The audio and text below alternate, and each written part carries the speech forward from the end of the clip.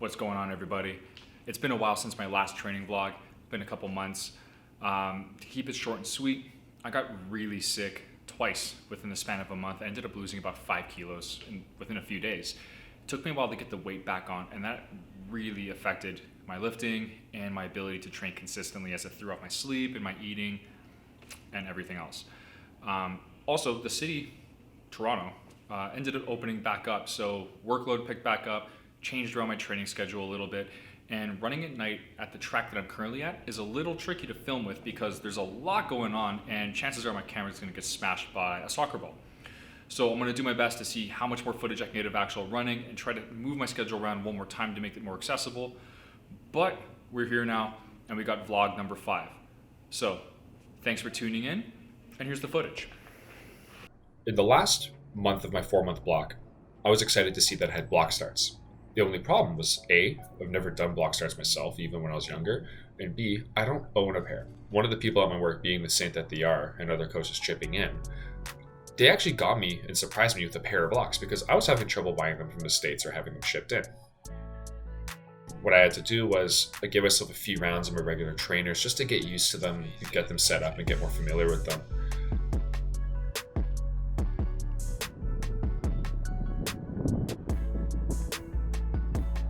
And then after this, I ended up switching into my spikes. The spikes I chose to use today were my New Balance Sigma Harmonies, like the second version, which I really like.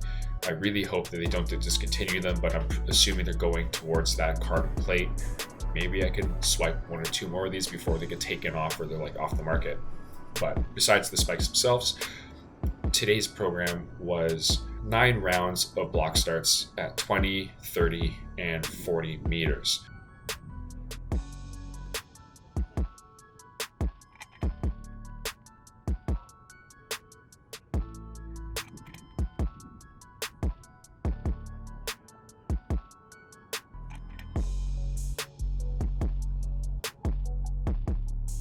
One of the things I was really trying to focus on was the movement of my arms and that large exaggerated shape on that arm swing, especially my left arm moving back, and then trying to keep my feet as close to the ground as possible.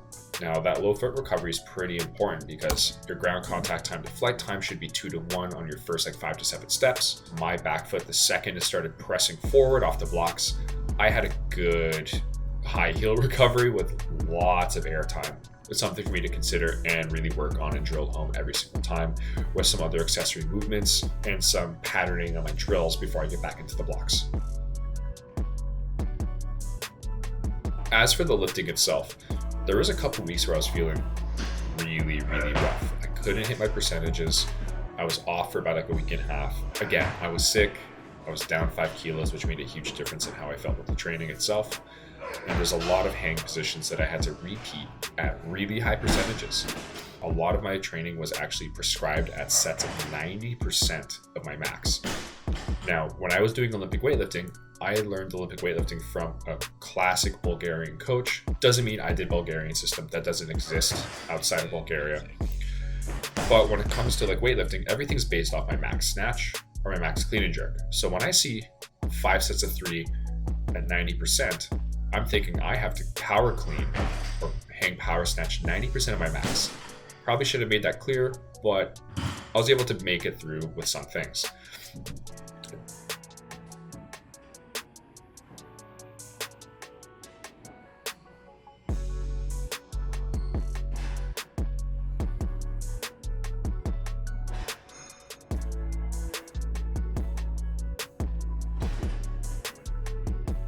Now, you can actually notice how hard this training was on me for a bit, where when I speed up the footage itself after doing some nasty bottoms up split squats, that I essentially was leaning on the bar and I couldn't really stand up just because I was totally wiped out of it. This was probably the hardest week that I had in my training itself, and I started to come back to it. And this was a couple weeks ago. I was completely wiped out, just waiting for it to be over, but didn't miss anything. I still fought through the entire session, which means in my books, the attempt was made and I finished what I started.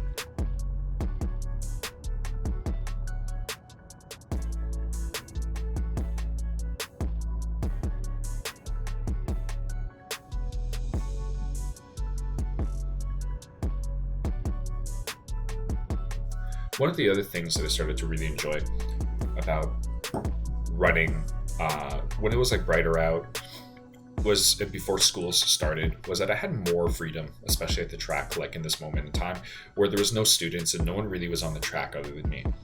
So I got to really focus on my technique. I didn't have to worry about my camera getting smashed by someone else's soccer ball or some kids running around. So I was able to take a bit more of a relaxed, mindful pace when it came to my warm-up itself before I got into like my fun little accelerations.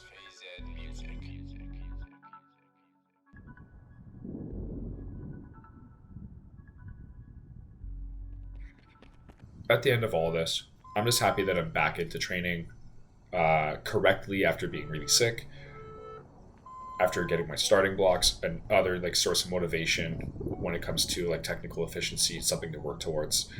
And in the end, like my goal for myself is to be a better sprinter overall, be able to understand it better, being able to help coach others and teach others about sprinting and incorporating it into their training. And I'm really looking forward to hopefully competing next year as a masters athlete and possibly as an open athlete, depending on what my coach says. Thanks for tuning in, and I'll see you in the next video.